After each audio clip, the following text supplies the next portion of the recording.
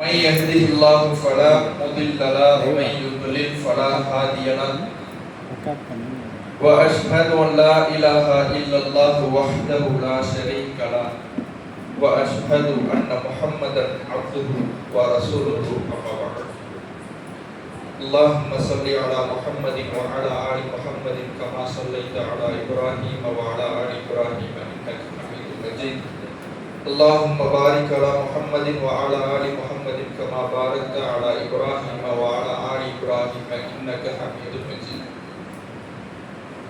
எல்லாம் வல்ல ஏக இறைவனின் அன்பும் அருளும் நம் உயிரினு மேலான நபிகள் நாயகம் ஸல்லல்லாஹு அலைஹி வஸல்லம் அவர்கள் மீதும் அவர்களது வாழ்க்கை வழிகாட்டுதல்களை தங்களால் இயன்றளவு பின்பற்றி வாழ்ந்து மரணித்த நபித்தோழர்கள் மீதும் நபித்தோழியர்கள் மீதும் குறிப்பாக இந்நிகழ்ச்சியில் பங்கெடுத்திருக்கும் நம் அனைவர் மீதும் என்றென்றும் நின்று நிலவட்டுமா.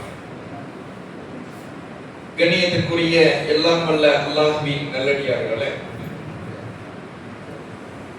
இந்த உலகத்தில் முஸ்லிமாக வாழக்கூடிய ஒவ்வொரு மனிதரும் நபிகள் நாயகம் ஸல்லல்லாஹு அலைஹி வஸல்லம் அவர்களை நேசிப்பது கட்டாய கடமையான விஷயம்.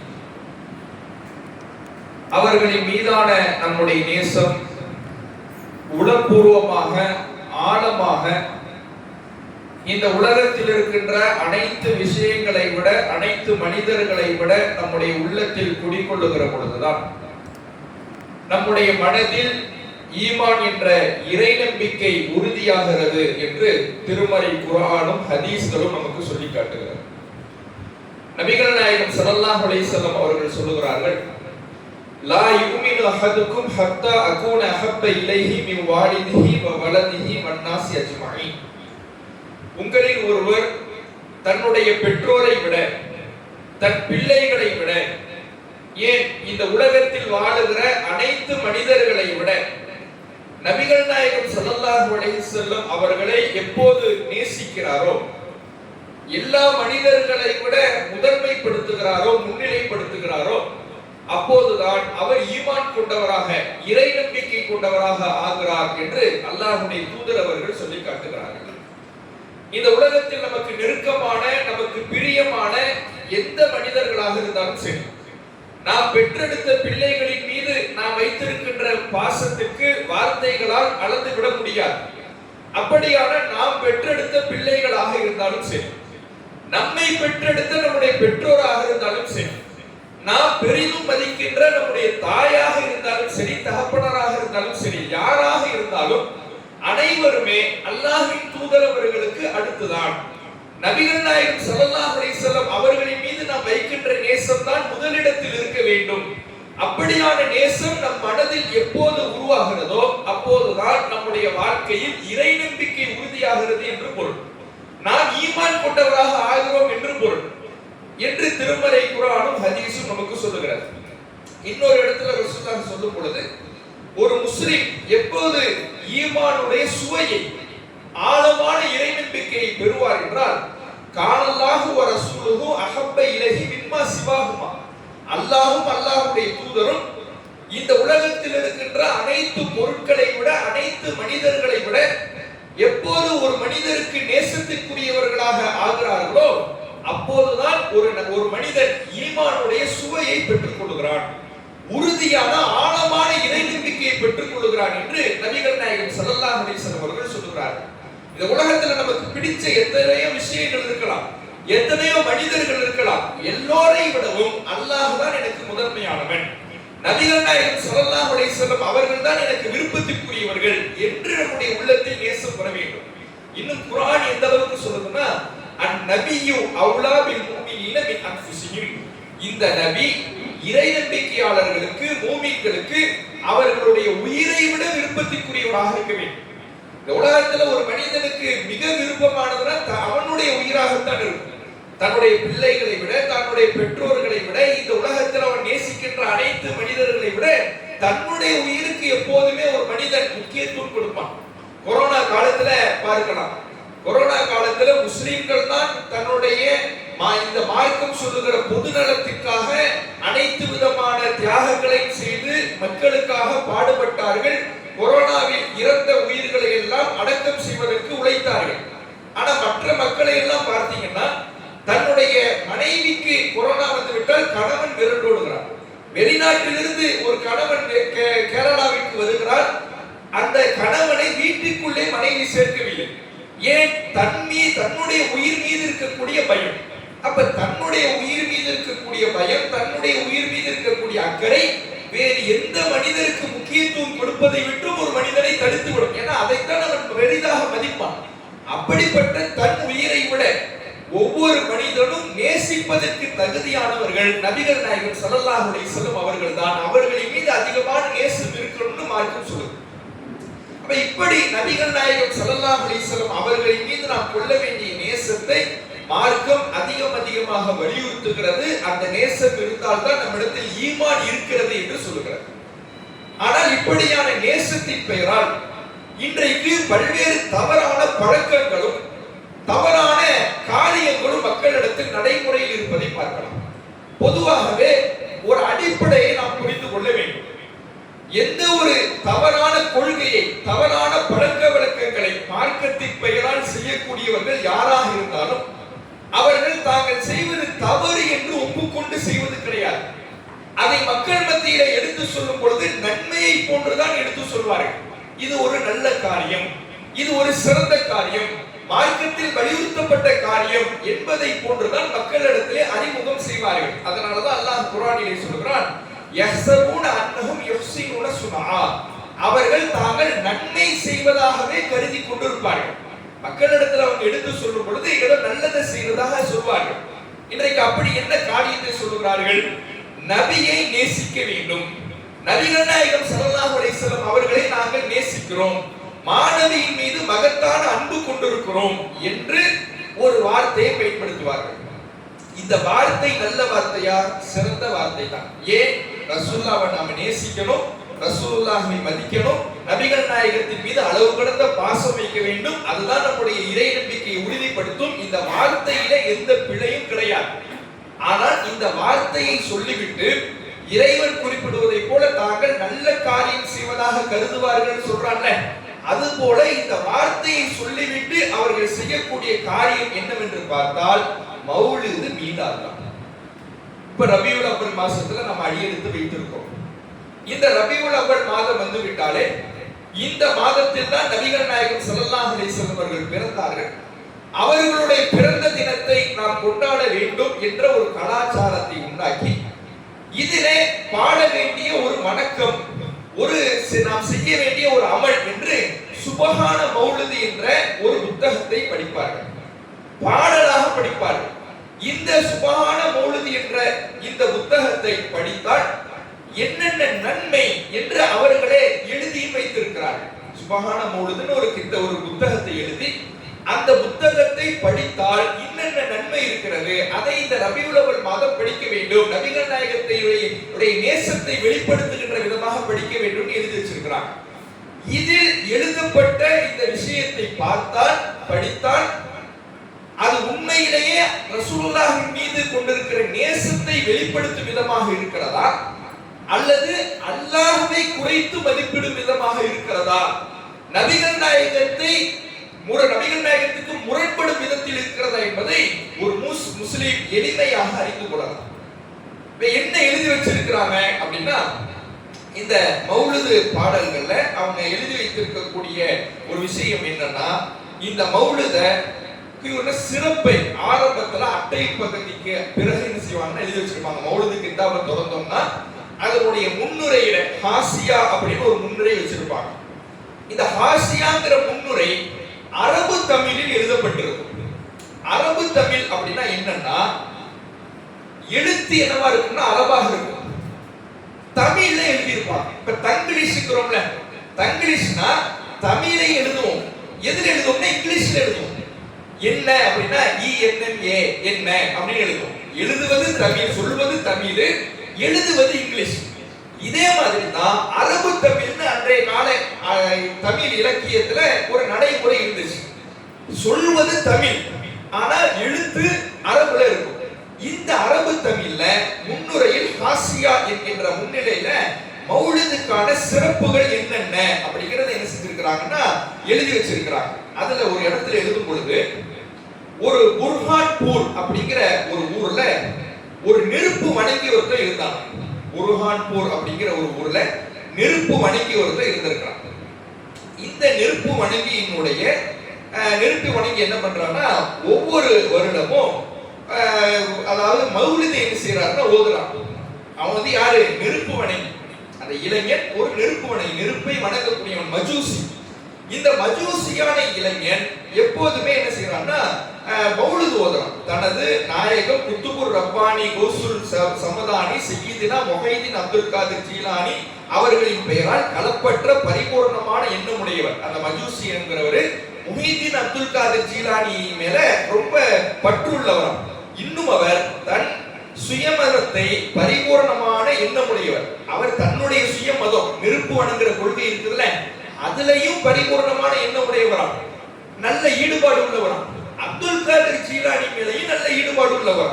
அப்படியான அந்த அப்துல் காதிர் ஜீலானி என்ன செய்ய, அவர் மேல என்ன பண்றாரா, இவர் ஒவ்வொரு வருடமும் ரபியுல் ஆஹிர் மாதம், இப்ப நம்ம இருக்கிறது ரபியுல் அவ்வல் மாதம், இதுல சுபஹான மௌலிது ஓதுவாங்க. இந்த சுபஹான மௌலிதுக்கான நன்மையை விவரிப்பத எப்படி சொல்றாங்கன்னா, முஹைதீன் அப்துல் காதிர் ஜீலானி வச்சு சொல்றாங்க. முஹைதீன் அப்துல் காதிர் ஜீலானிக்கு மௌலிது ஓதுவனுடைய நிலையே அப்படின்னா, ரசூலுல்லாஹ்வுக்கு மௌலிது ஓதுவனுடைய நிலை எப்படி அப்படிங்கறத அதுல என்ன செய்றாங்கன்னா கொண்டு வராங்க. அதுல பரிபூரண முஹப்பத் வைத்து வருடந்தோறும் ரபியுல் ஆஹிர் மாதம் 11ஆம் தேதி என்று வளமையாய் வெகு நேர்த்தியான உயர்ந்த உஜிபடங்கள், உஜிபடங்கள்னா சாப்பாடு, நிறைய நல்ல சாப்பாடு வச்சு, பல வர்க்கங்கள் வச்சு, மதுரமான குடிப்புகள், நல்ல ஜூஸ் வகைகள்லாம் வச்சு அவர் என்ன பண்றாருன்னா சந்தனம், அத்தர் முதலிய வாசனை திரவியங்களை கொண்டு வீட்டை அலங்கரித்து, உலமாக்கள், மசாயிஃப்கள், ஃபுகராக்கள் முதலானவர்களை கொண்டு அவர்களின் பெயரால் என்ன செய்யறாரா, மௌலிது ஓதி வரார். அப்படி ஓதி வரவர் திடீர்னு என்ன செஞ்சுறாருன்னா மௌத்தாயிடுறார். யாரு? இந்த நெருப்பு வணங்கி, மௌலிது ஓதிக்கிட்டு இருக்கிற நெருப்பு வணங்கி, அவர் அல்லாஹ் நம்பல, நெருப்பை இறைவனாக தெய்வமாக வணங்கி வருபவர் மௌத்தாயிடுறார். மௌத்தாயிவிட்டு இவர் என்ன பண்றாங்கன்னா, அவருடைய ஜாதியாரின் வழக்கம் போட்டு, அவங்க கொள்கை இருக்கிற மஜூசி நெருப்பு வணங்கிகளுடைய கொள்கையின் அடிப்படையில அவரை எரிப்பதற்காக என்ன பண்றாங்க, அவரை எடுத்துட்டு போய் விறகையில அடுக்கி வச்சு இவர் என்ன செய்யறாங்கன்னா எரிக்க பாக்குறாங்க.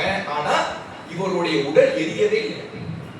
இந்த நெருப்பு வணங்கியினுடைய உடல் என்ன செய்யவே இல்லையா, எரியவே இல்லையா. அவருடைய ரோமத்தில் நின்றும் ஒரு ரோமத்தையாவது நெருப்பவர் கரிக்கவில்லை. ஒரு முடியை கூட எரிக்கவே இல்லை. நெருப்பு அவர் ஒண்ணுமே செய்யல. அப்படியெல்லாம் அவருடைய ஹாலை கண்ட, அவருடைய நிலைமையை கண்ட அவர்கள் எல்லாம் ஆலோசித்து அவர் என்ன பண்றாங்கன்னா, சரி இவர் என்ன செய்ய முடியல, எரிக்க முடியல, இவர் என்ன பண்ணிடுவோம்னா ஓடுற ஆத்துல தூக்கி போட்டுடுவோம் அப்படின்னு சொல்லி அவங்களுக்குள்ள என்ன பண்றாங்கன்னா மசூரா பண்றாங்க. அவங்களுடைய நெருப்பு வணிகங்கள்லாம் மசூரா பண்றாங்க. அப்ப என்ன பண்றாங்கன்னா, ஒரு அவுலியா வராரு. அந்த நேரத்துல என்ன செய்யறாரு, ஒரு அவுலியா அவருடைய கனவுல நடந்ததா விவரிக்கிறார். அவருடைய கனவுல என்ன நடந்துச்சா, முஹைதீன் அப்துல் காதிர் ஜீலானிக்காக தான் அவர் மௌலிது ஓதுனார். அந்த முஹைதீன் அப்துல் காதிர் ஜீலானி இந்த அவுலியாவுடைய கனவுல இங்க பாருங்கப்பா, என்னுடைய முரீதுகளில் ஒரு ஆளுதான் அந்த நெருப்பு வணங்கி, அவருக்கு என்ன ஆயிடுச்சு, அவருக்கு என்ன செய்யுங்க, நல்ல குளிப்பாட்டி நீங்க தொலை வச்சு அடக்கம் செய்யுங்க. ஏன்னா இவர் எப்படிப்பட்டவர்னா, இவருடைய மறுமை ஸ்தானம் என்பது மிக சிறப்பாக ஆகிவிட்டது. ஹுஸ்னுல் ஹாத்திமாவை கொண்டு முத்திரையிடுவது கொண்டும் வாக்கு தந்திருக்கிறான். இவர் நல்ல ஒரு தரஜாவோட இருப்பாரு என்று அல்லாஹ்வே வாக்கு தந்துட்டான். அதனால இவரை எரிச்சிடாதீங்க, இவரை ஆத்துல கொண்டு போய் போட்டுடாதீங்க, இவரை நல்ல முஸ்லீம் அடக்கம் பண்ற மாதிரி நல்ல அடக்கம் பண்ணி குளிப்பாட்டி அவர் என்ன செய்யுங்க, நல்ல மதமாக ஆக்குங்க அப்படின்னு சொல்லிட்டு அவரின் மர்த்தபா இவ்விதமானதால் நமது முஸ்லிமானவர்களின் மர்த்தபா எவ்விதமாகும் என்று யோசித்து பாருங்கள். இந்த நெருப்பு வணங்கிக்கே அவனுடைய பாவங்கள்லாம் மௌலிது ஓதுனதுனால, அது யாருக்கு, முஹைதீன் அப்துல் காதிர் ஜீலானிக்கு மௌலிது ஓதுனதுனால மன்னிக்கப்பட்டுடுச்சுன்னா, ரசூலுல்லாஹ்வுக்கு நீங்க மௌலிது ஓதுனா, நீங்க முஸ்லிமாக இருந்துகிட்டு மௌலிது ஓதுனீங்கன்னா உங்களுடைய மறுமை தரஜா எப்படி ஆகும் யோசிச்சு பாருங்கறாங்க. இதெல்லாம் எங்க இருக்குது? முதல்ல ஒரு அல்லாஹ்வை நம்பாத ஒருத்தரால சொர்க்கத்துக்கு போக முடியுமா யோசிச்சு பாருங்க. அடிப்படையான ஒரு சாதாரண சிறு பிள்ளைக்கு தெரிந்த விஷயம் சொர்க்கத்துக்கு போகணும்னா அல்லாஹ்வை நம்பணுங்கிறது சின்ன பிள்ளைக்கு தெரிஞ்ச விஷயம். இவர் அல்லாஹ்வை நம்பலையா, அதுவும் நெருப்பு வணங்கி கொள்கையில மஜூசி கொள்கையில உறுதியாக இருந்தார். அதுதான் நல்ல கொள்கைன்னு உறுதியாக இருந்துகிட்டு முஹிதீன் அப்துல் காதிர் ஜிலானி மேல மௌலிது ஓதுனார். இந்த மௌலிது ஓதுனால இவருடைய பாவங்கள் மன்னிக்கப்பட்டுடுச்சு. இவர் வந்து நெருப்பு வணங்கிக்கிறது மறக்கடிக்கப்பட்டுடுச்சு. சொர்க்கத்துல இவருக்கு ஒரு நல்ல தரஜாவா அல்லாஹ் கொடுக்கறான்னு எழுதி வச்சிருக்காங்க. யோசிச்சு பாருங்க, எப்படிப்பட்ட கட்டுக்கதையின் மூலமாக இந்த மௌலிதை ஆரம்பிக்கிறாங்க. இந்த மௌலிதினுடைய அட்டை பகுதியிலேயே முன்னுரையிலேயே இப்படியான ஒரு கட்டுக்கதை தான் எழுதப்பட்டிருக்கிறது. அல்லாஹ்வுக்கு இணை வைக்கக்கூடியவர்கள் அவர்களுடைய அவர்களுடைய பாவங்கள் மன்னிக்கப்படாது, அவர்கள் நிரந்தர நரகத்தில் இருப்பார்கள் என்று குர்ஆன் சொல்கிறது. ஆனா இவங்க என்ன எழுதி வச்சிருக்காங்க, இவர் மௌலிது ஓதிட்டார்ல எந்த பிரச்சனையும் இல்லை, இவர் நல்லா இருக்கலாம் எழுதி வச்சிருக்காங்க. அப்படி எழுதி வச்சுட்டு எனவே நீங்க சுபஹான மௌலிதை ஓதுங்க. முஹிதீன் அப்துல் காதிர் ஜிலானி பேர்ல மௌலிது ஓதுனவரை இப்படிப்பட்ட அந்தஸ்து சந்திக்கிறார்னா சுபஹான மௌலிதை நீங்க ஓதுனீங்கன்னா எப்படியான அந்தஸ்து சந்திக்கலாம், எவ்வளவு தரஜாவை அனுபவிக்கலாம், எவ்வளவு பாவம் மன்னிப்பை அனுபவிக்கலாம் என்று நீங்க தொழலைனாலும் பரவாயில்லை, சக்காத்து கொடுக்கலைனாலும் பரவாயில்லை, தர்மம் செய்யலைனாலும் பரவாயில்லை, குர்ஆனே ஓதலைனாலும் பரவாயில்லை, நீங்க மௌலிது மட்டும் ஓதி இருந்தா மறுமையில நல்லா இருக்கலாம்னு சொல்லி ஒரு சிந்தனையை விதைத்து அந்த மௌலிது புத்தகத்தை துறக்கிறாங்க. அது மட்டும் இல்லாம இந்த மௌலிதை ஓதும் பொழுது எப்படி ஓதணும் அப்படிங்கறத மக்களுக்கு சூசகமா என்ன செய்யறாங்க, எடுத்து சொல்றாங்க. அதை எப்படி அவங்க எழுதி வச்சிருக்காங்கன்னா, அதாவது சுல்தான் அப்படின்னு ஒருத்தர் ஒரு ஆட்சியாளர் என்ன செஞ்சு இருக்கிறார். அவரு தான் இந்த மௌலிதுக்கு என்ன பண்றாருன்னா ரொம்ப முக்கியத்துவம் கொடுத்து வராரு. அவர் மௌலிது ஓதும் பொழுது அது வெகு விமர்சையா இருக்கும். எந்த அளவுக்கு விமர்சையா இருக்கும்னா, அந்த மௌலிதை சுல்தான் அந்த ஆட்சியாளர் 1000 தங்க காசு கொடுத்து மரியாதை வரிசையுடன் வாங்கி வருடந்தோறும் மௌலிது ஓதுகிறவராயும் அதற்காக அநேக திரவியங்களை செலவு செய்து விருந்தளிக்கிறவராயும் இருந்தார். நிறைய விருந்து சமைச்சு அந்த மௌலிதை ஓதினாரு. மௌலிதின் மூலமாக சாப்பாட்டுக்கு முக்கியத்துவம் கொடுப்பவர்களாக இருக்க வேண்டும். மௌலிதுல நிறைய உட்கார்ந்துள்ள சாப்பாடு, அதுக்கு நிறைய முக்கியத்துவம் கொடுக்கணும். அதுல என்னென்ன வெரைட்டி வைக்கணும்ங்கிற லிஸ்ட் என்ன பண்றாங்க, அந்த மௌலிது முன்னுரையில எழுதி வச்சிருக்காங்க. எப்படி இருக்கணுமா அந்த மௌலிது, அந்த சுல்தானுடைய மௌலிது எப்படி இருந்துச்சா, அவருடைய மௌலிதின் விருந்துக்கு ஹாலினானவர்களில் ஒருவர் அந்த விருந்தில் மொத்தம் என்னென்ன வெரைட்டி இருந்துச்சுன்னு சொல்றாரு. மொத்தம் சுடப்பட்ட ஆட்டுத்தலை 5000 இருந்துச்சா, சுடப்பட்ட ஆட்டுத்தலை 5000 இருந்துச்சு. கோழி 15000. எத்தனை கோழி? 15000 கோழி. இறைச்சி தட்டு 1,00,000. 1,00,000 இறைச்சி தட்டு, இறைச்சி பிளேட்டா எத்தனை பிளேட்? 1,00,000 பிளேட். ஹல்வாவின் தட்டு 30,000 அல்வா தட்டு என்ன செஞ்சிருக்காங்க, வச்சிருக்காங்க. சோற்றின் சகன் 30,000 அல்வா தட்டு, 30,000 சோத்து சகன் இருந்தது என்று அவர் கணக்கிட்டார். இதெல்லாம் அவர் என்ன பண்ணாரா, மௌலிதுக்கு போனவரை இப்படி எல்லாம் வெரைட்டியா இருந்துச்சு அப்படின்னு சொல்லி கணக்கு பண்ணார். ஆதலால் ஒரு மௌலிதுக்கு 3,00,000 தங்க காசு அவர் செலவு செய்கிறவராயும் அதற்கு ஹாலிரான உலமாக்களுக்கு சூஃபியாக்களுக்கு, அதாவது ஓத வராங்கல்ல அஜரத்துமார்கள், அவர்களுக்கு அவர் என்ன பண்ணுவாரா, உயர்தரமான ஆடைகள் வாங்கி கொடுப்பாரு. நல்ல காஸ்ட்லியா பிராண்டடான ட்ரெஸ் வாங்கி கொடுப்பார். சன்மானம் கொடுப்பார். நிறைய அவங்களுக்கு இருக்கக்கூடிய கை மடக்குகள் கொடுத்து மரியாதை செய்வார். இப்படித்தான் மௌலிதுங்கிறது இருக்கணும் அப்படின்னு சொல்லி என்ன பண்றாங்க, எழுதி வச்சிருக்கிறாங்க. அப்ப இன்றைக்கு நீங்க சாதாரணமா மௌலித ஓதிடக்கூடாது. நாங்க மௌலிது ஓத வரோம்னா இவ்வளவு வெரைட்டிகள் இருக்கணும், சாப்பாடுக்கு அங்க முக்கியத்துவம் இருக்கணும், எங்களுக்கு கொடுக்கப்படுகிற சன்மானத்துக்கு முக்கியத்துவம் கொடுக்கணும், எங்களுக்கு ட்ரெஸ் வாங்கி கொடுக்கணும்னு சொல்லி அதை மக்களுக்கு எடுத்து சொல்லுகின்ற வகையில் அதனுடைய முன்னுரையை இப்படிதான் ஸ்டார்ட் ஆகும். இது அரபு தமிழ்ல எழுதி வச்சிருப்பாங்க. பொதுவாக மக்களுக்கு இந்த அரபு தமிழ் என்ன செய்ய முடியாதுன்னா வாசிக்க முடியாது. அரபு படிக்க நமக்கு குர்ஆன் ஓத தெரிந்தவர்களுக்கு கூட அந்த அரபு தமிழ் என்ன பண்ணிட முடியாதுன்னா எளிமையாக வாசிக்க முடியாது. அது கொஞ்சம் கரடு முரடான வார்த்தை பிரயோகங்களோடு இருக்கும். அப்படி எழுதி வைத்து இதை என்ன பண்றாங்க, மக்களுக்கு சொல்றாங்க. இன்னும் இந்த மௌலிதே அரபுல தான் இருக்கு. மௌலிதே என்ன இருக்கு, அது ஒரு அரபு கவிதை. அந்த கவிதையை எழுதினது யாரு, இன்றைக்கும் மௌலிது ஓதியவர்களுக்கு கூட அது மர்மமான விஷயம் தான். இதை யார் எழுதுனதுன்னு போய் கேட்டு பாருங்க, அவங்களுக்கு தெரியாது. அந்த மௌலிது அட்டையில போட்டிருப்பாங்க ஒரு கீழின் படி. ஒரு கீழ்னா இப்படி யாரோ சொல்லிக்கிட்டு இருக்கிறாங்க, ஹத்தீபு எழுதினாருன்னு இப்படி யாரோ சொல்லிக்கிட்டு இருக்கிறாங்க அப்படின்னு எழுதி வச்சிருப்பாங்க. யார் எழுதினாருன்னு கூட என்ன பண்ணல, மௌலிது யார் எழுதினாருன்னு கூட தெரியல. சரி, என்ன எழுதியிருக்கிறாரு? குர்ஆன் எழுதியிருக்கிறாரா, ஹதீஸ் எழுதியிருக்கிறாரா? இவ்வளவு நன்மைகள் சொல்றீங்கல்ல, இதை ஓதினால் அவருக்கு பாவங்கள்லாம் மன்னிக்கப்பட்டுடும், மஜூசியாக இருந்தால் கூட மன்னிக்கப்பட்டுடும். குர்ஆன் எழுதி வச்சிருக்கிறாரா? குர்ஆனுக்கு அப்படியான ஒரு நன்மையை மார்க்கம் சொல்லுது. ஒருத்தர் குர்ஆன் ஓதுறாருன்னு வைங்களேன், ஒரு மாற்று மருத்துவர் இருக்கிறார், குர்ஆன் ஓதுறார், ஆனா அல்லாஹ் நம்பல, அவருக்கு பாவங்கள்லாம் மன்னிக்கப்பட்டுடுமா? சொர்க்கத்துக்கு போயிடுவார் நிச்சயம் இருக்கா? குர்ஆனுக்கு அப்படியான ஒரு சிறப்பு கிடையாது. யாரோ ஒருத்தர் எழுதி வைத்த அரபு கவிதைக்கு இவ்வளவு பெரிய மதிப்பை கொடுக்கிறாங்க. இந்த மௌலிதை என்ன எழுதி இருக்கிறாங்க? அது ஒரு பாட்டு, அவ்வளவுதான். அது ஒரு பாடல், கவிதை. அந்த கவிதை என்பது மார்க்கத்தில் வீணானது என்று சொல்லப்பட்டிருக்கிறது. கவிஞர்களை வழிகேடர்கள் தான் பின்பற்றுவார்கள் என்று சொல்லப்பட்டிருக்கிறது.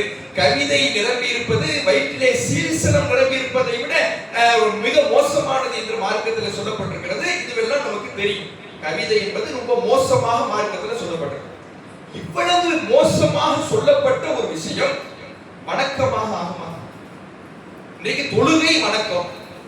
ஏன்? அல்லாஹ் குர்ஆன்ல சொல்றா, அகீமு ஸலாத், தொழுகை நிலைநாட்டுங்கள். குர்ஆன் ஓதுவது வணக்கம். ரசூலுல்லாஹ் சொல்றாங்க, ஒரு எழுத்தை ஓதினால் 10 நன்மை. மௌலிது வணக்கம்னா அது என்னது? கவிதை. கவிதையை பத்தி என்ன சொல்லப்பட்டிருக்குன்னு பார்த்தா, அது சீலை விட மோசமானது, அதை வீணர்கள் தான் பின்பற்றுவார்கள், அது ரசூலுல்லாஹ்வுக்கு அவசியமே இல்லை என்று ஒரு வீணான காரியமாகத்தான் கவிதையை பற்றி இஸ்லாம் சொல்லுது. அத்தகைய கவிதை வணக்கம்னா அதை ஒரு வணக்கம். அது எப்படியான வணக்கம்? குர்ஆன் பெற்றுத்தராத நன்மைகளை கூட இந்த மௌலிது பெற்றுத்தரும் என்ற நம்பிக்கையில் ஓதி வருகிறார்கள். அப்படி என்ன எழுதி இருக்கிறாங்க? ரசூலுல்லாஹ்வை நேசிக்கிறோம்ங்கிற பேர்ல, ரசூலுல்லாஹ்வை புகழுகிறோம்ங்கிற பேர்ல என்ன எழுதி இருக்கிறாங்க? உண்மையில் ரசூலுல்லாஹ்வை நேசிக்கிற வகையில் எழுதுறாங்களா? நம்ம ரசூலுல்லாஹ்வை நேசிக்கிறோம், ரசூலுல்லாஹ்வை பற்றி பேசுறோம். ரசூலுல்லாஹ் எப்படி தியாகம் செஞ்சாங்க, நமக்காக எப்படி உழைச்சாங்க, பாடுபட்டாங்க, எவ்வளவு எளிமையாக நடந்தாங்க, தன்னுடைய நாட்டை விட்டு துரத்தப்பட்டும் இந்த மார்க்கத்திற்காக எப்படி பாடுபட்டார்கள், ரசூலுல்லாஹ்வை புகழ்கிறோம். ஒரு மாற்று மருத்துவர் ரசூலுல்லாஹ்வை புகழ்றாரு, மாற்று மருத்துவராக இருக்கிறார், நபிகள் நாயகத்தை பற்றி புகழுகிறார், இருக்கு அவர்களுடைய வரலாறில் சொல்லப்பட்ட விஷயங்களை வைத்து புகழ்கிறார். நபிகள் நாயகர் ரொம்ப நேர்மையானவர்கள், புகழத்தான் செய்கிறார். அப்ப புகழ்ச்சி என்பது மாற்று மருத்துவர்களிடம் இருக்கிறது, முஸ்லிம்களிடமும் இருக்கிறது. முஸ்லிம்கள் ஈமானோடு புகழ்கிறார்கள், இறை நம்பிக்கையோடு புகழ்கிறார்கள். ஆனால் அந்த புகழ்ச்சிக்கான வரையறை என்ன, அளவு என்ன? புகழ்தல் என்கின்ற பெயரிலே அல்லாஹ்வின் நிலைக்கு அல்லாஹ்வுடைய தூதரை கொண்டு சென்று விடுவதா, அல்லாஹ்வை விட மேலாக கொண்டு சென்று விடுவதா? எந்த அளவுக்கு ரசூலுல்லாஹ்வை புகழ வேண்டும்? ரசூலுல்லாஹ்வை அதுக்கான ஒரு வரையறை நமக்கு சொல்றாங்க. லா துத்துருனி கமா அத்ரத்தி நஸரா ஈஸா இப்னு மரியம், மரியமுடைய மகன் ஈசா அலைஹிஸ்ஸலாம் அவர்களை கிறிஸ்தவர்கள் எப்படி வரம்பு மீறி புகழ்ந்தார்களோ அதுபோல என்னை நீங்கள் புகழ்ந்து விடாதீர்கள். கிறிஸ்தவர்கள் ஈசா அலைஹிஸ்ஸலாம் அவர்களை வரம்பு மீறி புகழ்ந்தாங்க. எப்படி புகழ்ந்தாங்க? அவங்க எந்த அடிப்படையில் புகழ்ந்தாங்க? ஈசா நபியை நேசிக்கிறோம்ங்கிற அடிப்படையில தான் புகழ்ந்தாங்க. ஈசா நபியை புகழ்கிறோம் என்கின்ற அடிப்படையில தான் சொன்னாங்க. என்ன சொன்னாங்க? ஈசா நபி ஒரு நல்ல மனிதர், இறைவனுடைய சிறந்த தூதர் அப்படியே சொன்னாங்க. இறைவனுடைய மகன் என்று சொன்னாங்க. ஈசா நபி இறைவனுடைய மகன். இறைவனுடைய மகன் என்ன அர்த்தம்? அல்லாஹ்வுக்கு என்ன தகுதிகள் எல்லாம் இருக்கிறதோ அதே தகுதி ஈசா அலைஹிஸ்ஸலாம் அவர்களுக்கும் இருப்பதாக அவர்கள் நம்பினார்கள். இப்படி என்னை நீங்கள் புகழ்ந்து விடாதீர்கள். இந்த வரம்பு மீறிய புகழ்ச்சியை என் விஷயத்தில் நீங்கள் பயன்படுத்தி விடாதீர்கள். என்னை நீங்கள் புகழ்வதாக இருந்தால் கூலு அப்துல்லாஹ் வ ரசூல், என்னை அல்லாஹ்வுடைய அடிமை என்று சொல்லுங்கள், அல்லாஹ்வுடைய தூதர் என்று சொல்லுங்கள். இதுதான் எனக்கான புகழ்ச்சி. அல்லாஹ்வுடைய அடிமைன்னு என்ன சொல்றீங்கல்ல, அதுதான் என்னை புகழ்வது. அல்லாஹ்வுடைய தூதர் என்று சொல்கிறீர்கள்ல, அதுதான் என்னை புகழ்வது. ஏன்னா அதுதான் நான், என்னிடத்தில் இருக்கின்ற தகுதி அவ்வளவுதான். என்னிடத்தில் இருக்கின்ற தகுதியை வைத்து என்னை புகழ்வதுதான் சரியானதை தவிர இல்லாத தகுதியை சொல்லி இறைவனுடைய தகுதி எனக்கு இருப்பதாக சொல்லி கிறிஸ்தவர்கள் எப்படி ஈசா நபியை புகழ்ந்தார்களோ அப்படி நீங்கள் புகழாதீர்கள் என்று அல்லாஹ்வுடைய தூதர்கள் சொன்னாங்க. சொன்னது மட்டும் இல்லை, நபிகள் நாயகம் ஸல்லல்லாஹு அலைஹி வஸல்லம் அவர்கள் முன்னிலையில சிலர் வரம்பு மீறி புகழும் பொழுது கண்டிக்கும் செஞ்சாங்க. ஒரு சின்ன பிள்ளைங்க, சிறுமிகள் ரசூலுல்லாஹ்வுக்கு முன்னிலையில் நின்று ஒரு அவர்களை புகழ்கின்ற விதமாக பேசுறாங்க. என்ன பேசுறாங்கன்னா, ஃபீனா நபியும் யஅலமு மா ஃபீ கதி, எங்களிடத்துல ஒரு நபி இருக்கிறாரு, அவர் மறைவானதை அறிவார் அப்படின்னு சொல்றாங்க. எங்களிடத்துல ஒரு நபி இருக்கிறாரு, அவர் எப்படிப்பட்டவர், மறைவானதை அறியக்கூடியவர் அப்படின்னு சொல்றாங்க. இதை கேட்ட ரசூலுல்லாஹ் உடனே கோபப்படுறாங்க. சின்ன பிள்ளைங்க தானே, சொல்லிட்டு போகட்டும் விடல, கடுமையாக அந்த இடத்திலே கண்டிக்கிறார். அந்த சிறுமிகளை தடுத்து நிறுத்துறாங்க. அப்படி சொல்லாதீங்க, மறைவானவற்றை அல்லாஹ்வை தவிர வேறு யாரும் அறிய முடியாதுங்கிறாங்க. அப்ப ரசூலுல்லாஹ்வை புகழ்வது என்று மார்க்கத்துல அனுமதிக்கப்பட்ட விஷயம் தான். எப்படி புகழணும், ரசூலுல்லாஹ்விடம் இருக்கக்கூடிய தகுதியை வைத்து புகழ வேண்டும். அவர்களிடத்தில் என்ன தகுதி இருந்தது, அல்லாஹ்வுடைய அடியாராக இருந்தார்கள், அல்லாஹ்வுடைய இறை தூதராக இருந்தார்கள். இந்த தகுதியின் அடிப்படையில் நமக்கு பிரச்சாரம் செய்தார்கள். அவர்களுடைய வரலாறு நமக்கு சொல்லப்பட்டிருக்கிறது. அதை வைத்து புகழ்ந்தால் அந்த புகழ்ச்சியை மார்க்கம் தடுக்கிறது. ஆனா இவங்க எப்படி புகழ்றாங்க, அல்லாஹ்வுக்கு சில தகுதிகள் இருக்கும்ல, இதை ரசூலுல்லாஹ்வுக்கு இருப்பதாக வாதிட்டு அதை கவிதையாக எழுதி வைத்துவிட்டு நாங்கள் புகழ்கிறோம்ங்கிறார். இது புகழ்ச்சியா? நபிகள் நாயகம் ஸல்லல்லாஹு அலைஹி வஸல்லம் அவர்கள் எதை செய்ய வேண்டாம் என்று சொன்னார்களோ அதை செய்கின்ற அதிக பிரசித்தனம். எதனா ரசூலுல்லாஹ் செய்யாதீங்கன்னா, என் விஷயத்துல வரம்பு மீறாதீங்கப்பா, அல்லாஹ்வுக்கு இருக்கிற தகுதியை எனக்கு இருக்கிறதா வாதிடாதீங்க, என்ன அடிமைன்னு சொல்லுங்க, இறை தூதர்னு சொல்லுங்க, எனக்கு மறைவான ஞானம் இருக்கிறதாக நீங்க சொல்லாதீங்கன்னு ரசூலுல்லாஹ் எதை செய்ய வேண்டாம்னாங்களோ அதையே சுபஹான மௌலூதுன்னு ஒரு புத்தகத்துல பாட்டாக எழுதி வைத்து விட்டு நாங்க புகழ்கிறோம்னா இது புகழ்ச்சியா? ரசூலுல்லாஹ்வை நேசிப்பது என்றால், புகழ்வது என்றால் அவர்கள் சொன்ன தடையை மீறாமல் நடக்க வேண்டும். ஆனா தடையை மீறிட்டு அதிக பிரசங்கித்தனமாக நடந்துவிட்டு நாங்க புகழ்கிறோம்னா இது புகழ்ச்சியே அல்ல, நேசமே இல்ல, ரசூலுல்லாஹ்வுக்கு நேரடியாக முரண்படுகின்ற, நபிகள் நாயகத்தின் தடையை மீறுகின்ற செயலாக இருக்கிறது. எந்த அளவுக்கு அவங்க எழுதி வச்சிருக்கிறாங்க, சுபஹான மௌலூதுல ஜிப்ரீல் மௌலூதுன்னு ஒன்னு வச்சிருக்காங்க. சுபஹான மௌலூதுல நிறைய பாடல்கள் இருக்கும். முதலாவது பைத்துனா பாடல், முதலாவது பைத்து, இரண்டாவது பைத்து, மூன்றாவது பைத்துன்னு சொல்லி நிறைய பாடல்கள் இருக்கும். இதுல ஜிப்ரீல் மௌலூதுன்னு ஒன்னு இருக்கு. ஜிப்ரீல் மௌலூதுனா என்ன, ஜிப்ரீல் அலைஹிஸ்ஸலாம் இருக்கிறாங்கல்ல, அல்லாஹ் யாரு, பரிசுத்த ஆன்மா, உறுதியானவர், நம்பிக்கைக்குரியவர் என்று யாரை அல்லாஹ் புகழ்ந்தான், வானவர்களின் தலைவராக யாரை அல்லாஹ் நியமித்திருக்கிறான், அத்தகைய ஜிப்ரீல் அலைஹிஸ்ஸலாம் அவர்கள் ரசூலுல்லாஹ்வுக்கு மௌலூது ஓதுனாங்க அப்படின்னு எழுதி வச்சிருக்காங்க. ஜிப்ரீல் மௌலூதுன்னு என்ன பண்ணிருக்காங்க, எழுதி வச்சிருக்காங்க. அது எங்க இருக்குதா, நபி ஸல்லல்லாஹு அலைஹி வஸல்லம் அவர்களுடைய ரவுதா மதில் சுவற்றில் இது எழுதப்பட்டிருக்கிறது. ரசூலுல்லாஹ்வுடைய அந்த கபர் இருக்குல்ல, அங்க உள்ள மதில் சுவர்ல என்ன செய்யப்பட்டிருக்குதான், இது எழுதப்பட்டிருக்குதான். எழுதப்பட்டு அங்க என்ன சொல்லப்படுதான், இதை சொன்னவர்கள், அதாவது அரபு தமிழ்ல எழுதி வச்சிருக்காங்க, இதை சொன்னவர்கள் ஒரு கீழின்படி ஜிப்ரீல் அலைஹிஸ்ஸலாம் என்று சொல்லப்படுகிறது. ஒரு கீழின்படினா யாரோ சொல்லிட்டு இருக்காங்க, இப்படிலாம் எழுதப்பட்டிருக்கு, இதை ஜிப்ரீல் அலைஹிஸ்ஸலாம் அவர்கள் ஓதினார்கள் என்று என்ன பண்றாங்களா, யாரோ சொன்னாங்க. பொதுவாக மார்க்கத்தினுடைய அடிப்படை இப்படி யாரோ சொன்னாங்க என்று சொல்வதே தப்பு. கேள்விப்பட்டதை எல்லாம் பரப்புபவன் பெரும் பொய்யன் என்று ரசூலுல்லாஹ் சொன்னாங்க. யாரோ சொன்னாங்கன்னு சொல்லி இப்படி மௌலூது முழுவதுமே எல்லாத்தையும் எடுத்து பாத்தீங்கன்னா கீழே தான் இருக்கும். கீழன்னா என்ன, யாரோ சொன்னாங்க. இத ரசூலுல்லாஹ் நேரடியா தடுத்தாங்க. இப்படி கீழே என்று சொல்லவே கூடாது. அவர் சொன்னார், இவர் சொன்னார், யாரோ சொன்னாங்கன்னு சொல்லவே கூடாது. யார் சொன்னார், தெளிவான ஆதாரம் இருக்கும். இந்த மௌலூது முழுவதுமே ஒரு கீழின்படி, கீழே சொல்லப்படுது, யார் சொன்னாங்கன்னு தெரியல என்றே இப்படி ஒரு ஜிப்ரீல் அலைஹிஸ்ஸலாம் அவர்கள் மௌலூது ஓதுனாங்க, எழுதி வச்சிருக்காங்க. ஜிப்ரீல் அலைஹிஸ்ஸலாம் என்ன ஓதுனாங்கன்னா, ரசூலுல்லாஹ் பார்த்து சொன்னாங்க, யா சய்யிதி, என்னுடைய தலைவரே, யா ரசூலுல்லாஹி, அல்லாஹ்வுடைய தூதரே, ஹுத் பி யதி, என் கையை பிடிச்சிங்க, மாலி சிவாக வலா அல்வி இலா அஹதின், எனக்கு உங்களை தவிர போக்கிடம் யார் இருக்கிறார்? யார் சொன்னதா இது? ஜிப்ரீல் அலைஹிஸ்ஸலாம் ரசூலுல்லாஹ்க்கு வந்து சொல்றாங்கன்னா, எனக்கு உங்களை விட்டா போக்கிடம், நான் ஒதுங்குறதுக்கு, சரணடைவதற்கு வேற யார் இருக்கிறா?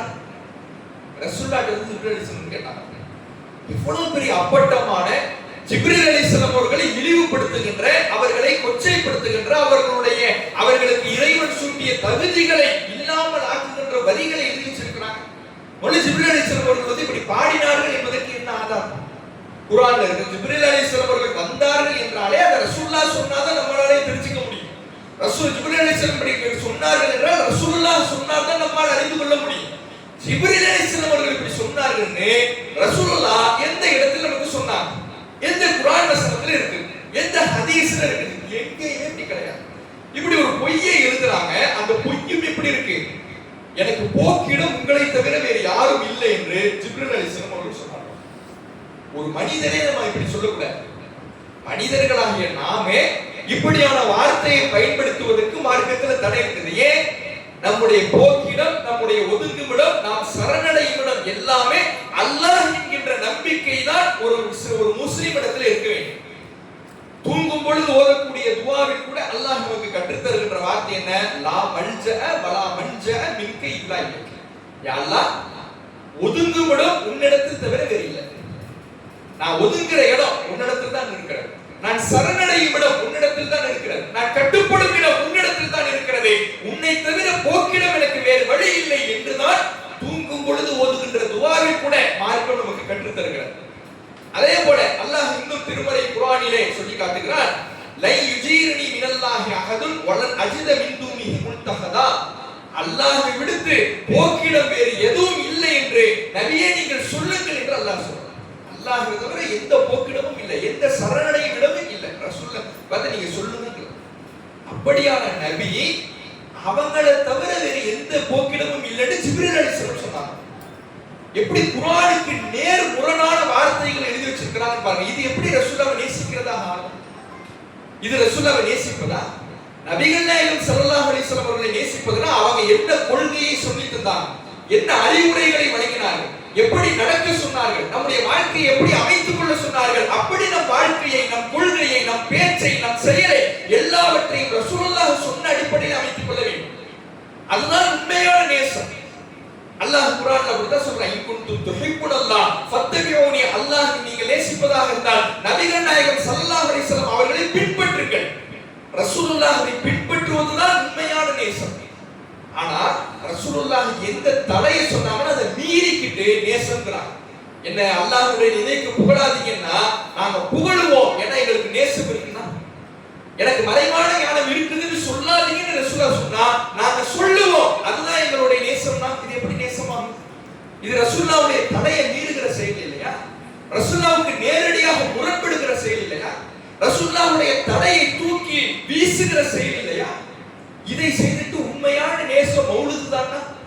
அப்ப இப்படி ஜிப்ரீல் அலைஹிஸ்ஸலாம் அவர்களின் பெயரால் ஒரு பொய்யான ஒரு இட்டுக்கட்டுகின்ற ஒரு செயலை பாடலாக எழுதிச்சிருக்கிறாங்க. இன்னும் சொன்னாங்க ஜிப்ரீல் அலைஹிஸ்ஸலாம் அவர்கள், அன்த ஹக்கன் ரியாசுல் ஹல்கி அஜ்மஈன். நபியே, நீங்கள் தான் ஒட்டுமொத்த படைப்பினங்களுக்கும் மெய்காவலாக இருக்கிறீர்கள், பாதுகாவலாக இருக்கிறீங்க. ஒட்டுமொத்த படைப்பினத்துக்கும் பாதுகாவல் அல்லாஹ் தான். இந்த குர்ஆன் முழுவதும் படிக்கலாம். ஆனா ஜிப்ரீல் அலைஹிஸ்ஸலாம் வந்து சொன்னாங்களா, இங்க ஜிப்ரீல் அலைஹிஸ்ஸலாம் இருக்கிறதே அல்லாஹ் வானுலகத்துல தான். அல்லாஹ் ரசூலுல்லாஹ் ஜிப்ரீல் அலைஹிஸ்ஸலாம் அவர்கள் வந்து கேள்விகள் கேட்கும் பொழுது கூட ரசூலுல்லாஹ் ஜிப்ரீல் அலைஹிஸ்ஸலாம் என்ன சொன்னாங்க? கேட்கிறவரை விட நீங்க தான், கேள்வி கேட்கிறவர் தான் இந்த கேள்விக்கான பதிலே மிக தெரிந்தவர். ஏன்? ஜிப்ரீல் அலைஹிஸ்ஸலாம் வருவதே இறைவனிடம் இருந்தார். அவர்களுடைய கட்டளையை சுமந்து கொண்டு தான் வராங்க. அப்படியான ஜிப்ரீல் அலைஹிஸ்ஸலாம் அங்கிருந்து வந்து ரசூலுல்லாஹ்ட்ட சொல்றாங்களா, நீங்க தான் எனக்கு போக்கிடும். எவ்வளவு இதை விட அல்லாஹ்வை குறைத்து மதிப்பிட முடியுமா? அல்லாஹ்வை இழிவுபடுத்த முடியுமா? ஜிப்ரீல் அலைஹிஸ்ஸலாம் அவர்களுடைய மார்க்கத்தை இழிவுபடுத்த முடியுமா? அப்படி இந்த மௌலிதுல என்ன செஞ்சிருக்காங்க, எழுதி வச்சிருக்காங்க. இது மட்டும் இல்லாம இந்த மௌலிதுல பாவங்களை மன்னிப்பது ரசூலுல்லாஹ்விடத்துல கேட்பதாக இருக்கிறது. பாவங்களை மன்னிக்கிறது யாரு அப்படின்னா ரசூலுல்லாஹ் தான். அவங்க தான் பாவங்களை மன்னிக்கிறவங்க. மறைவான ஞானத்தை தெரிந்தவர் ரசூலுல்லாஹ் தான். கஷ்டங்களை கவலைகளை போக்குபவர்கள் ரசூலுல்லாஹ் தான். ரிஸ்கை தருபவர்கள் ரசூலுல்லாஹ் தான். இப்படி அல்லாஹ்வுக்கு இருக்கக்கூடிய ஆற்றல்கள், அதிகாரங்கள் என்னென்னவோ அதையெல்லாம் ரசூலுல்லாஹோடு இணைத்து பாடல்கள் எழுதி வச்சிருக்காங்க. மௌலிது பாடல் முழுவதும் இதா இருக்கு. அன்த கஃபாருல் கதாயா, நபியே நீங்கள் தான் பாவங்களை மன்னிக்க கூடியவர்கள். யாவன் தமாதா வஜித்தரம், பாவங்கள் செய்தவனே, குற்றத்தில் நீடித்திருப்பவனே, நீ போய் ரசூலுல்லாஹ்விடத்துல போய் பாவ மன்னிப்பு கேளு எழுதி வச்சிருக்காங்க. அதே ஆலிமு சிர்ரி வ அஃபா, மறைவானவற்றை அறியக்கூடியவனே யார? ரசூலுல்லாஹ் கூப்பிடுறாங்க. இப்படி மௌலது முழுவதும் அல்லாஹ்வுக்கு இருக்கக்கூடிய தகுதிகள். குர்ஆன் சொல்லுது ஒமை யக்ஃபிரு துனூப இல்லல்லாஹ், அல்லாஹ்வை தவிர பாவங்களை மன்னிக்க கூடியவன் யார்? குர்ஆன் கேட்குது. லா யஅலமுஹா இல்லல்லாஹ், மறைவானவற்றை அல்லாஹ்வை தவிர வேறு யாரும் அறிய முடியாது குர்ஆன் சொல்லுகிறது. இதற்கு அப்படியே நேர் முரணாக இல்ல ரசூலுல்லாஹ் மன்னிப்பாங்க, இல்ல ரசூலுல்லாஹ் மறைவானவற்றை அறிவாங்க, இல்ல ரசூலுல்லாஹ் கஷ்டங்களை போக்குவார்கள் என்று அல்லாஹ்வுக்கு இருக்கக்கூடிய தகுதிகள் அனைத்தையும் நபிகள் நாயகம் ஸல்லல்லாஹு அலைஹி வஸல்லம் அவர்களுக்கு இருப்பதாக இந்த மௌலிதுல என்ன செஞ்சிருக்காங்கன்னா எழுதி வச்சிருக்காங்க. இதுல ஹிகாயத்துன்னு ஒரு பகுதி உண்டு. மௌலிதுல 2 பகுதியாக இருக்கு. அதாவது முதல்ல நம்ம ஆரம்பத்தில் சொன்னோம்னா அரபு தமிழ்ல முன்னுரைன்னு ஒன்று எழுதி வச்சிருக்காங்க. அது ஆரம்ப முன்னுரை. அதுல மௌலிது ஓதுனா என்னென்ன சிறப்புன்னு சொல்லி கட்டுக்கதைகள் எழுதி வச்சிருப்பாங்க. அதற்கு அடுத்து மௌலிதுக்குள்ள நுழைஞ்சிட்டோம்னா ஹிகாயத்துன்னு ஒன்று வரும். அதை தொடர்ந்து பைத்துன்னு இருக்கும். பைத்துங்கிறது பாடல். இந்த மௌலிதுல சினிமா பாட்டு மெட்டுகள் எல்லாம் படிக்கிறாங்கல்ல, அதெல்லாம் இந்த பைத்துகளில் உள்ளது. அந்த பைத்துகளுக்கு முன்னால ஒவ்வொரு பைத்துகளுக்கு முன்னால ஒவ்வொரு பாடல்களுக்கு முன்னாலும் ஹிகாயத்துன்னு ஒன்று இருக்கும். ஹிகாயத்துனா கதை. ஹிகாயத்துன்னு கதைன்னு எழுதி வச்சிருப்பாங்கன்னா ஒரு கதையை எழுதிடுவாங்க. இந்த கதையின் அடிப்படையில் தான் அடுத்து வரக்கூடிய பாடல். ஒரு கதையை சொல்லிட்டு இந்த கதைக்கு தகுந்த மாதிரி தான் பாடல். முதலாவது ஹிகாயத்துல இந்த முதல் ஹிகாயத்து முதல் கதைக்கு தகுந்த மாதிரி தான் முதலாவது பாடல் இருக்கும்.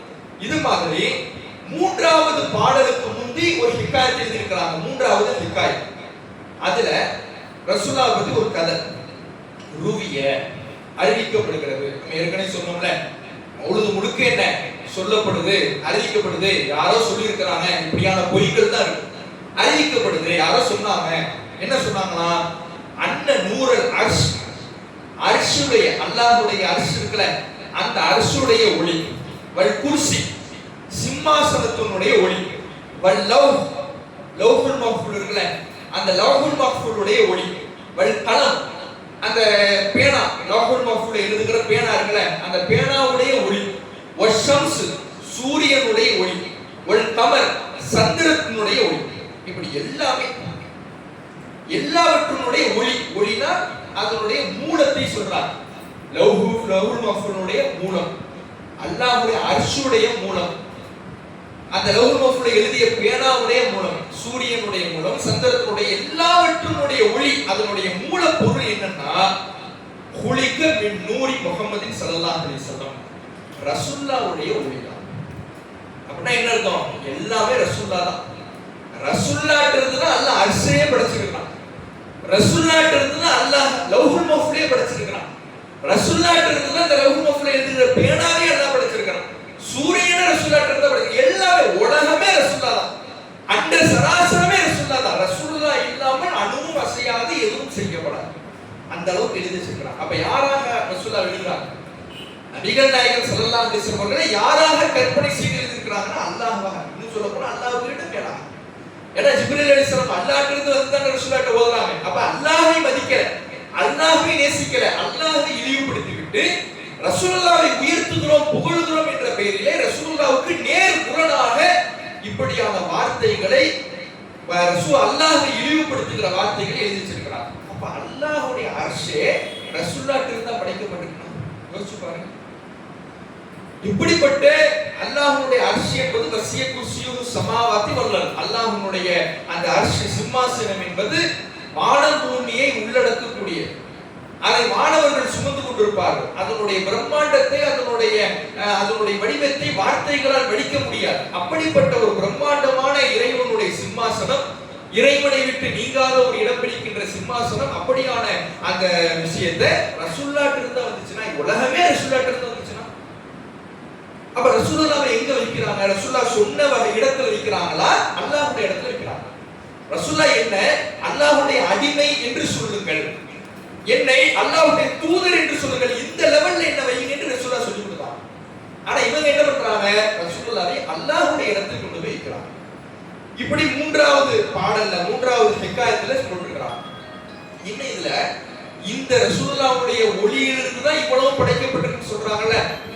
இப்படி சொல்லிட்டு இந்த ரசூலுல்லாஹ்வுடைய ஒளிதான் எல்லாவற்றுக்கும் முன்னால முதலாவதாக படைக்கப்பட்டது அப்படிங்கிறாங்க. நமக்கு ஹதீஸ்கள்ல என்ன சொல்லப்பட்டிருக்கு?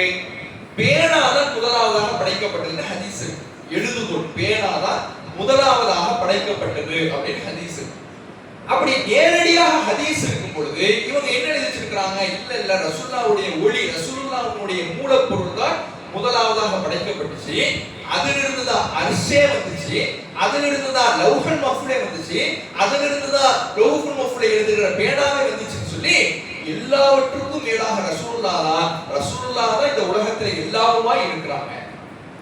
ரசூலுல்லாஹ் தான் எல்லாமுமாக இருக்கிறாங்க. அப்ப எப்படிப்பட்ட ஒரு மிக மோசமான நபிகள் நாயகத்தின் புகழ்புறம் என்கின்ற பெயரிலே மார்க்கத்தின் அடிப்படைகளை குழி தோண்டி புதைக்கிற வார்த்தைகள் எழுதி வச்சிருக்கிறாங்க பாருங்க. அப்ப இது உண்மையான நேசமான யோசிச்சு பாருங்க. நபிகள் நாயகம் ஸல்லல்லாஹு அலைஹி வஸல்லம் அவர்கள் எதற்காக கஷ்டப்பட்டாங்க? ரசூலுல்லாஹ் தன்னுடைய சொந்த நாட்டை விட்டு விரட்டி அடிக்கப்பட்டார்கள், அடிக்கப்பட்டார்கள், விரட்டப்பட்டார்கள். உஹது போரில் காயப்படுத்தப்பட்டு அவர்கள் மரணித்து விட்டார்கள் என்ற அவதூறு பரவுகின்ற அளவுக்கு அவர்களுடைய கடவாய்ப்பற்கள் உடைக்கப்பட்டு முகமெல்லாம் இரத்த கோலமாக காட்சியளிக்கின்ற வகையில சிரமத்திற்குள்ளானார்கள். அதைவிட சிரமத்திற்கு தாயிஸ் நகரத்தில் உள்ளானார்கள். இப்படி நபிகள் நாயகம் ஸல்லல்லாஹு அலைஹி வஸல்லம் அவர்கள் தான் வாழும் காலத்திலே, குறிப்பாக தூதுத்துவ காலகட்ட 23 ஆண்டு கால காலகட்டத்தில் நபிகள் நாயகம் சிரமப்பட்டது, கஷ்டப்பட்டது, தியாகம் செய்தது, அர்ப்பணித்தது, ரத்தம் சிந்தியது அனைத்துமே எதற்காக? லா இலாஹ இல்லல்லாஹ் என்ற ஒரு கலிமாவுக்காக தான். அல்லாஹ்வை தவிர வேறு இறைவன் இல்லை என்ற கலிமாவுக்காக. இந்த கலிமாவை நம்புகிற முஸ்லிம் எப்படி நம்பணும்? அல்லாஹ்வை தவிர வேறு இறைவன் இல்லைன்னா இது சும்மா வார்த்தையில கடந்து விடுகின்ற கலிமா இல்லை. அல்லாஹ்வுக்கு இருக்கக்கூடிய ஒவ்வொரு அதிகார விஷயத்திலையும், அல்லாஹ்வுக்கு இருக்கக்கூடிய ஒவ்வொரு தன்மை விஷயத்திலையும் அதை போன்று அல்லாஹ்வை தவிர வேறு யாரும் இல்லைன்னு நம்பணும். மறைவானவற்றை அறிபவன் அல்லாஹ். அல்லாஹ்வை தவிர மறைவானவற்றை அறிபவன் யாரும் இல்லை. ரிஸ்க் அளிப்பவன் அல்லாஹ். அல்லாஹ்வை தவிர ரிஸ்க் தருபவர்கள் யாரும் இல்லை. பாவங்களை மன்னிப்பவன் அல்லாஹ். அல்லாஹ்வை தவிர பாவங்களை மன்னிப்பவர் யாரும் இல்லை. யாருமே கிடையாது. இறை தூதர்கள் கிடையாது, மலக்குமார்கள் கிடையாது, இறை அவுலியாக்கள் கிடையாது. எந்த படைப்பினங்களும் அல்லாஹ்வுடைய தகுதியை, அல்லாஹ்வுடைய அதிகாரத்தை, அல்லாஹ்வுடைய ஆற்றலை அணுவளவும் பெற்றுக்கொள்ள முடியாது என்பதுதான் இஸ்லாத்தின் நிலைப்பாடு. இதைத்தான் ரசூலுல்லாஹ் மக்களுக்கு பிரச்சாரம் செஞ்சார். அதனாலதான் மக்கத்து முஷ்ரிக்கீன்கள், மக்கத்து இணை வைப்பாளர்கள், அபூ ஜஹல், அபூ லஹப் போன்றவர்கள் எல்லாம் காபாவுக்குள்ளே 300க்கும் மேற்பட்ட சிலைகளை வைத்து வழிபட்ட சமயத்திலே அதிலே இப்ராஹிம் நபியினுடைய சிலையையும் இஸ்மாயில் நபியினுடைய சிலையையும் வைத்திருந்தார்கள். இப்ராஹிம் நபியும் இஸ்மாயில் நபியும் யார்? அல்லாஹ்வுடைய இறை தூதர்கள். இப்ராஹிம் நபி ஹலீலுல்லாஹ், அல்லாஹ்வுடைய உற்ற தோழர் என்று புகழப்பட்டவர்கள். இறைவனுடைய உற்ற தோழர் என்று புகழப்பட்ட இப்ராஹிம் நபிக்கு சிலையை வைத்து மக்கா முஷ்ரிக்கீன்கள் பிரார்த்தனை செஞ்சாங்க. மக்கத்து முஷ்ரிக்கீன்கள் யாரிடத்துல போய் துஆ செஞ்சாங்க? அல்லாஹ் யாருக்கு சாட்சி சொன்னானோ, இவர் ஹலீலுல்லாஹ் அப்படின்னு சாட்சி சொன்னானோ அவர்கிட்ட போய் மக்கத்து முஷ்ரிக்கீன்கள் துஆ செஞ்சாங்க. அத ரசூலுல்லாஹ் தடுக்கிறாங்க. அவர் அல்லாஹ் புகழ்ந்திருக்கலாம், அல்லாஹ் அவருக்கு தரஜாவை கொடுத்திருக்கலாம், அல்லாஹ் அவருக்கு சிறப்பு கொடுத்திருக்கலாம், இறை தூதர்களில் மிகச்சிறந்தவராக இருக்கலாம். ஆனால் அவர் துஆ செய்வதற்கு தகுதியானவர் அல்ல. உங்கள் கோரிக்கைகளை முன்வைப்பதற்கு தகுதியானவர் அல்ல. உங்கள் பாவங்களை மன்னிப்பதற்கு தகுதியானவர் இப்ராஹிம் நபி கிடையாது. உங்களுக்கு ரிஸ்க் அளிப்பதற்கு தகுதியானவர் இப்ராஹிம் நபி கிடையாது. மறைவானவற்றை அறிவதற்கு தகுதியானவர் இப்ராஹிம் நபி கிடையாது என்று சொல்லி அந்த சிலையை போட்டு உடைத்தார்கள். ஆனா இன்னைக்கு என்ன பண்றாங்க? ரசூலுல்லாஹ் எந்த கொள்கையை உடைத்தார்கள், இறை தூதர்களை இறைவன் நிலைக்கு உயர்த்துகிற எந்த தவறான கொள்கையை உடைத்தார்களோ அதை ரசூலுல்லாஹ்வுடைய பெயராலே இன்னைக்கு செய்றாங்க. நபிகள் நாயகம் மறைவானவற்றை அறிவார்கள், நபிகள் நாயகம் பாவங்களை மன்னிப்பார்கள் சொல்லி ரசூலுல்லாஹ்ட்ட கையேந்தி துஆ செய்றாங்க. இதைத்தான் ரசூலுல்லாஹ் அன்னைக்கு இப்ராஹிம் நபி பெயரால நடந்தது தடுத்தாங்க. இன்னைக்கு அதையே ரசூலுல்லாஹ் பெயரால செஞ்சாங்க. அப்ப நபிகள் நாயகம் எதை தடுத்தார்களோ, எதற்காக பாடுபட்டார்களோ அதையெல்லாம் ஒன்றும் இல்லாமல் ஆக்கி ரசூலுல்லாஹ்வுடைய வார்த்தைகளை மதிக்காமல், ரசூலுல்லாஹ்வுடைய வார்த்தைகளை தூக்கி வீசிவிட்டு, ரசூலுல்லாஹ்வுடைய தடைகளை மீறி கொண்டு, இது ரசூலுல்லாஹ்வுடைய நேசம்னா இந்த நேசம் என்பது உண்மையான நேசமா? எது உண்மையான நேசம்? ரசூலுல்லாஹ்வுடைய சொல்படி நடப்பது உண்மையான நேசம். சும்மா நேசம் நேசம்னு சொல்லிட்டு அது நேசமாயிடுமா? ரசூலுல்லாஹ் படி வாழ்ந்து காட்டுவது உண்மையான நேசம். ரசூலுல்லாஹ்வுடைய தடையெல்லாம் நான் மீறுவேன், ரசூலுல்லாஹ் எதை செய்ய வேணாம்னு சொன்னாங்களோ அதை செய்வேன், ரசூலுல்லாஹ் எதை ஒழித்து கட்டினார்களோ அதுக்கு உயிர் கொடுப்பேன்னா இது ரசூலுல்லாஹ்வை மீது வைக்கின்ற நேசம் அல்ல. இது ரசூலுல்லாஹ்வை இழிவுபடுத்துகின்ற செயல், ரசூலுல்லாஹ்வோடு போர் தொடுக்கின்ற செயல், அபூ ஜஹல் செய்த செயல், அபூ லஹப் செய்த செயல், அதை இன்றைக்கு ரசூலுல்லாஹ்வுடைய நேசம் என்கின்ற பெயரில் செய்து கொண்டிருக்கிறார்கள். இத்தகைய மௌலிதிலிருந்தும் மீலாதிலிருந்தும் நாம் மீண்டு இதை அறியாமல் செய்து கொண்டிருக்கக்கூடிய மக்களுக்கும் எடுத்துரைத்து இத்தகைய நரகத்திற்கு அழைத்து செல்லுகிற, இறைவனுக்கு இணை கற்பிக்கின்ற, நிரந்தர நரகத்தில் தள்ளுகின்ற காரியங்களில் இருந்து விலகக்கூடிய நல்லடியார்களாகவும், இந்த பொய்களையும் வணக்கம் என்பது வழிபாடு அல்ல என்பதை உணர்ந்து கொண்டு இந்த இணை வைப்பிலிருந்து விடுபடுகின்ற நன்மக்களாகவும் உங்களையும் என்னையும் அல்ல ஆக்கிக் கொள்வான் என்று பிரார்த்தித்து எனது உரை நிறைவு செய்கின்றேன். வாஹிர் தவானா அல்ஹம்துலில்லாஹி ரப்பில் ஆலமீன். அஸ்ஸலாமு அலைக்கும்.